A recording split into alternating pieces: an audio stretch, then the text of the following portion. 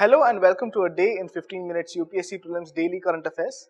Today is 9th November 2019 and the topics for discussion are Steel Scrap Recycling Policy, Special Protection Group, Fenny River, Maternal Mortality Ratio and Sample Registration System, Samudra Shakti, and finally National Electronic Funds Transfer. Now coming to the first topic of the day, which is Steel Scrap Recycling Policy. Now there is a news because the Ministry of Steel has actually issued a steel scrap recycling policy. Now the National Steel Policy aims at developing globally competitive steel industry and it aims at creating 300 million tons of steel per annum by 2030.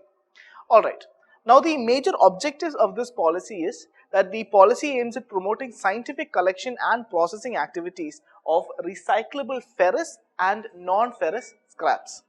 Processing and recycling of products in an organized, safe and environment-friendly manner.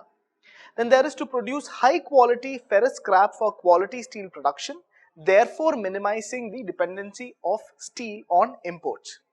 Then is to decongest the Indian cities from end-of-life vehicles and reuse of ferrous scraps.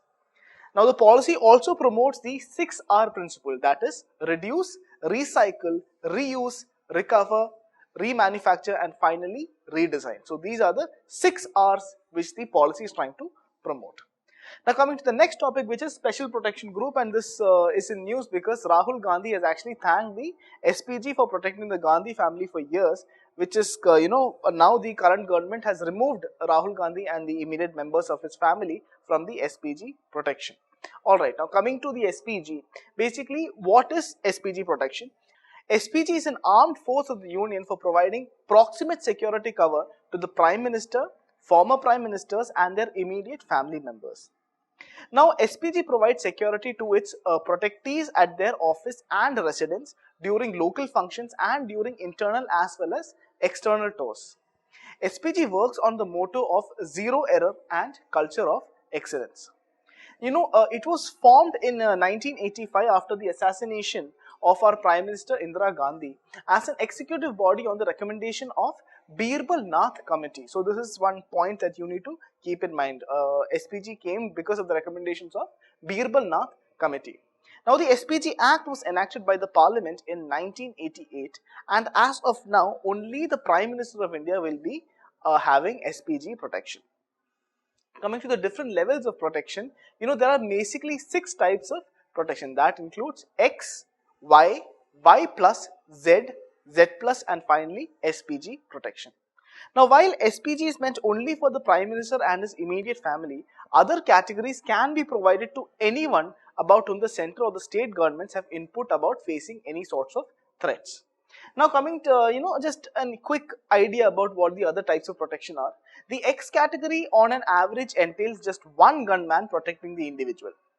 Y has one gunman for mobile security and one for static security. Okay, there will be 4 people which is in rotation in this Y type of security.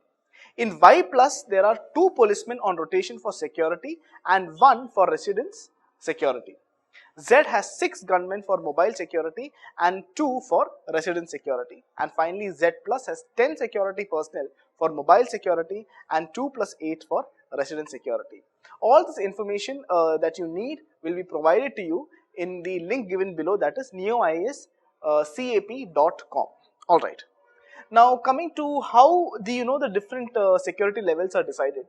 The Union Home Ministry will take this call after evaluating the inputs from all the intelligence agencies like IB and RAW, and after that taking such inputs it will make a decision if one person actually needs whatever type of security it requires or not. Alright, coming to the next topic, which is Fenny River. Now this is a news because the Union Cabinet has approved a memorandum of understanding between India and Bangladesh on the withdrawal of 1.82 cusecs of water from the Fenny River by India for drinking water supply scheme for Sabroom town in Tripura. Okay, now coming to the Fenny River forms a part of the India-Bangladesh border. It originates in South Tripura district, passes through Sabroom town on the Indian side and meets the Bay of Bengal after it flows through Bangladesh. Now this is an image of the route of Fenny River, you can see it here, which is clearly mentioned. Okay.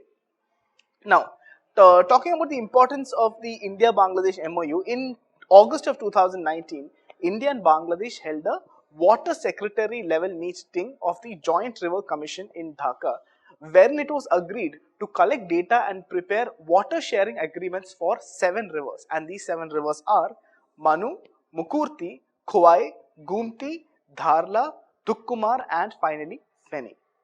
The MOU stands for benefiting Sabroom town on the southern tip of Tripura, which is regarding Fenny, this river. Now, the groundwater in the town of Sabroom, or basically this region, has high content of iron, and the implementation of this scheme would benefit over 7,000 population of the Sabroom town. Other projects regarding Fenny is that in Tripura there is a 150-meter long 4-lane bridge across the Fenny, which is being built between India and Bangladesh. Coming to the next topic, which is maternal mortality rate, MMR, and sample registration system. Now, there is a news because according to a report, the maternal death rate in India has actually declined. Alright. Now, we'll talk a little bit more about this. There has been a decline of 8 points, that is 6.2% in MMR, according to the latest bulletin from the sample registration system in the period of 2015 to 2017. Okay. Now, India has averted, nearly 2,000 maternal deaths per year. Now, Karnataka has shown the highest percentage of decline in MMR. Uttar Pradesh and Madhya Pradesh have shown an increase in MMR by 15 points each. So, that is a bad sign. Alright, talking about MMR or maternal mortality. The maternal mortality ratio is actually a ratio of the number of maternal deaths during a given time period of 1 lakh live births during the same life period. Now, a maternal death refers to a female death from any cause related to or aggravated by pregnancy or its management during pregnancy and childbirth within 42 days of termination of pregnancy. So, anything related to pregnancy that causes the death of the mother. Alright. Now, maternal mortality reduction remains a priority in the Sustainable Development Goals, and it comes under Goal 3, which is ensure healthy lives and promote well-being for all at all ages. Now, it targets to reduce the global maternal mortality ratio to fewer than 70 maternal deaths per 1 lakh live births by 2030.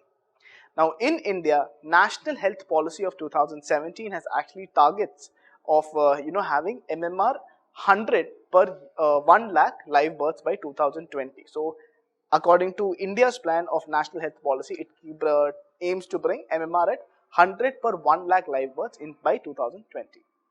Coming to the sample registration system, the sample registration system is a large-scale demographic survey for providing reliable annual estimate of infant mortality rate, birth rate, death rate, maternal mortality ratio, and other fertility and mortality indicators, and all of this at a national and subnational level. It is released by the Office of Registrar General and Census Commissioner of India. Okay, now one thing which you need to keep in mind is that the field of investigation of this actually consists of continuous enumeration of births and deaths in selected sample units by resident part-time enumerators.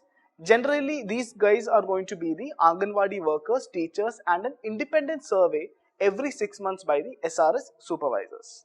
Now, the sample unit in a rural area is actually a village or a segment of the village if the village population is actually more than 2,000. Now, in urban areas, the sampling unit is a census enumeration block with a population ranging from 750 to 1,000. Now, the SRS sample is actually replaced every 10 years based on the latest census frame. Now, currently, the census sample is based on the 2011 census frame. So, because the previous census that we've had is of 2011. Now, coming to the next topic, which is Samudra Shakti. It is a bilateral naval exercise between India and Indonesia. Now, the objective of the Samudra Shakti is to strengthen bilateral relations, expand maritime cooperation, enhance interoperability, and exchange best practices between the navies of India and Indonesia. Coming to the next topic, which is National Electronics Fund Transfer. Basically, it's an electronic fund transfer system maintained by the Reserve Bank of India, that is RBI. NEFT enables bank customers in India to transfer funds between any two NEFT-enabled bank accounts on a one-to-one basis. NEFT settles fund transfers in a half an hour batch with 23 settlements occurring between 8 a.m. and 7 p.m. on a weekdays and the first, third and fifth Saturday of the calendar month. So that's all for today. I hope you enjoyed this session and you learned a lot. If you have any doubts or queries, you can write down in the comment section below. Thank you. So please like, share and subscribe to our channel for more videos. Follow our website neoiasgap.com for the detailed content and monthly prelims digest. Also join our current affairs exclusive test series through the website.